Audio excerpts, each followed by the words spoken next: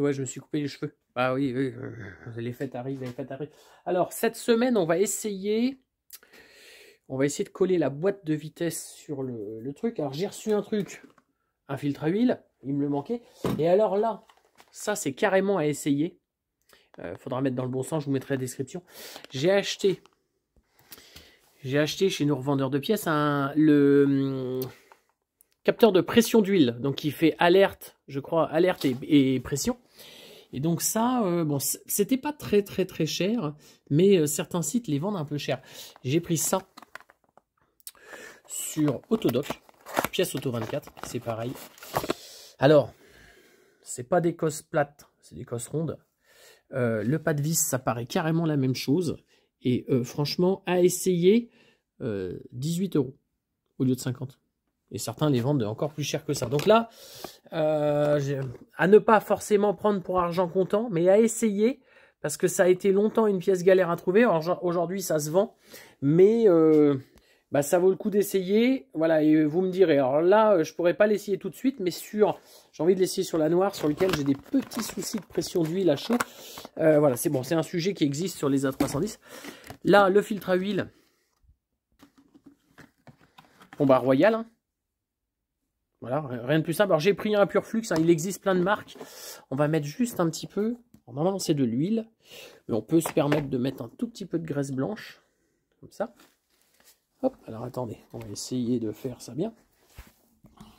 Hop, donc normalement on met un peu d'huile ici. Ça permet qu'au moment où je vais le démonter dans quelques temps, que ça reste pas collé. Sinon c'est super dur à enlever.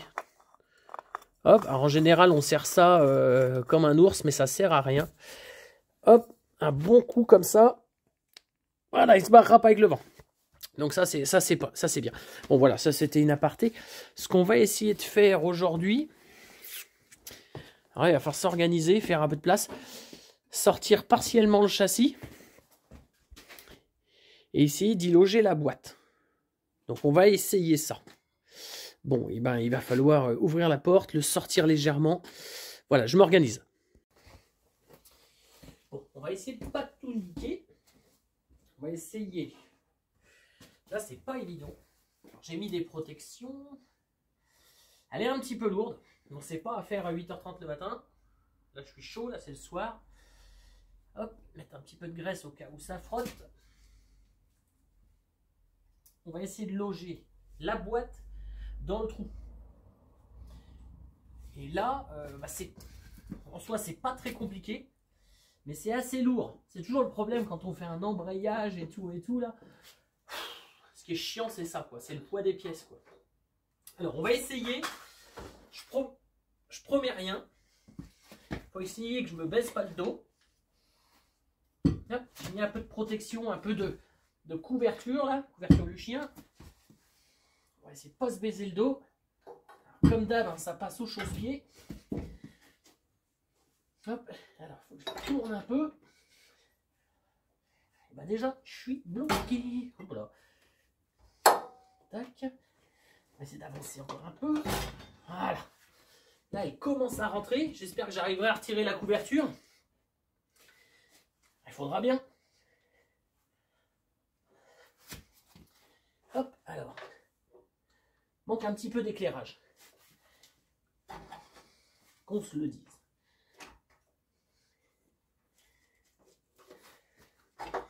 Couverture qui me fait chier. Ouais, la couverture me fait chier.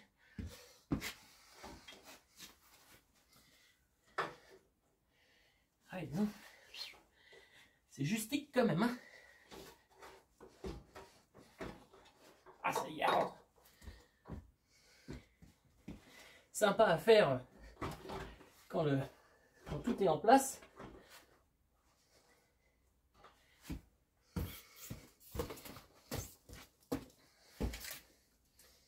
Hop, il y a la couverture qui croche un petit peu.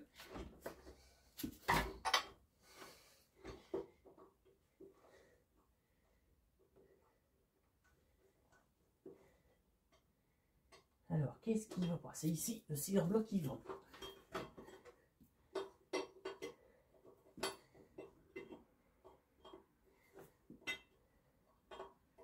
Ah, c'est pas toujours ça. Ah, voilà, j'ai trouvé le pourquoi du comment.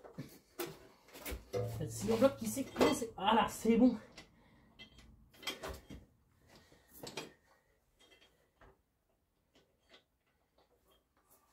Tout ça, c'est pas toujours... C'est toujours les... Ah, c'est facile sur le papier. Hein. Voilà. Ah non, la pièce est tournée. Là, on y arrive. Voilà.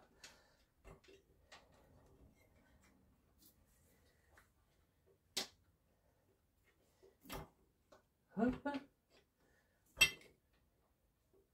Voilà, nickel. On y est presque. Presque.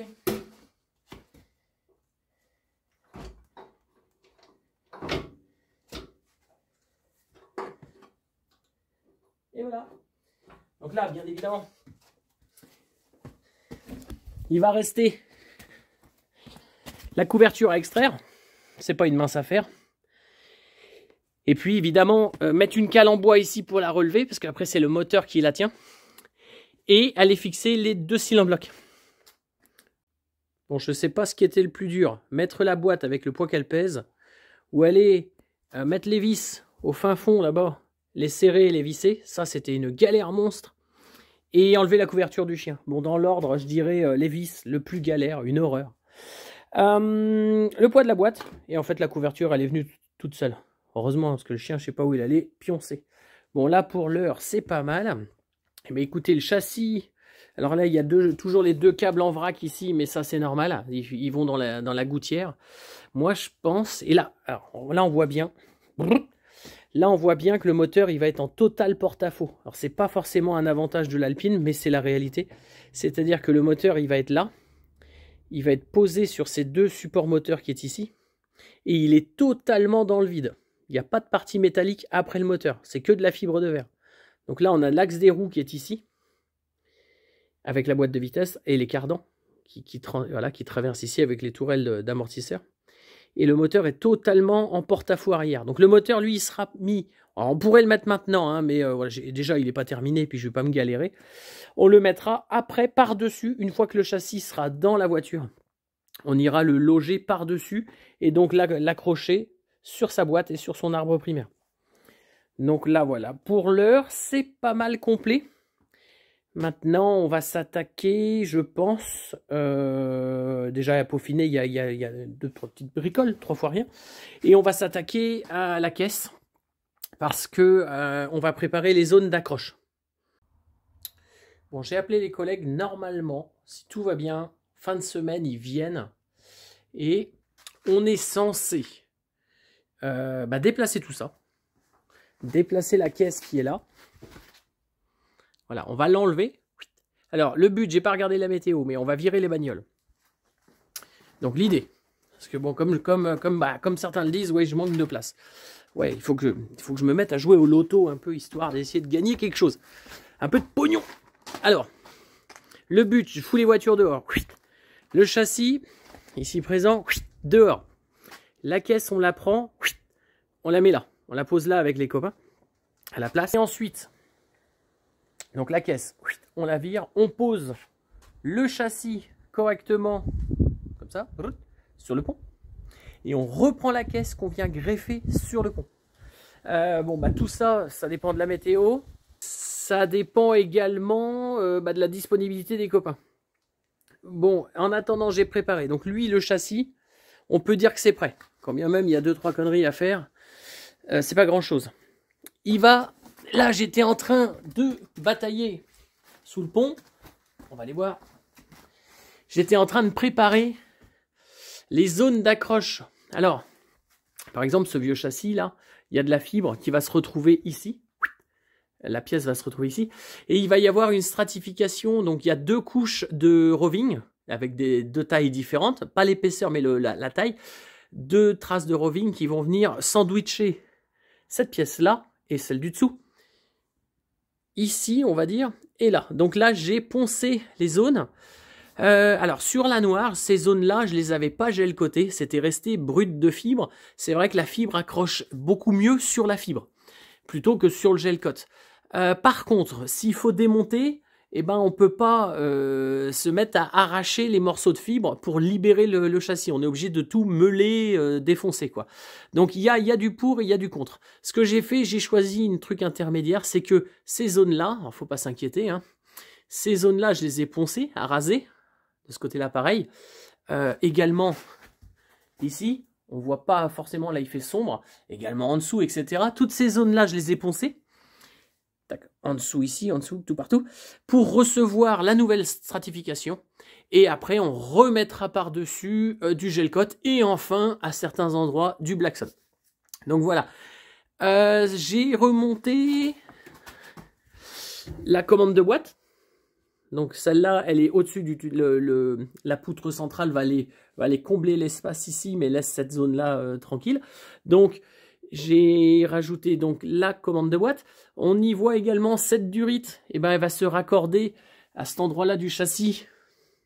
Là-bas, il y a un raccord. Et il y a le faisceau ici qui pour l'instant est dans la voiture, va venir passer pile poil entre la barre là en diagonale et le châssis. Donc tout ça, ça va être à faire attention de ne pas le bloquer. On voit ce que j'appelais tout à l'heure le tube PTT. Là, c'est là-dedans que va passer le câble d'accélérateur et le tuyau hydraulique d'embrayage. Donc c'est au moment où on va descendre qu'il va falloir se la jouer finaux. Donc voilà, là je suis quasiment prêt. Il suffira juste de démarrer mes antiquités là-bas, de tout sortir, de tout préparer et puis d'installer. Je pense que ça va. On va tout faire pour que ça se passe au mieux. Donc voilà, j'attends toujours mes culasses là. Bon ben voilà, mais ça va pas tarder. Allez, on voit ça.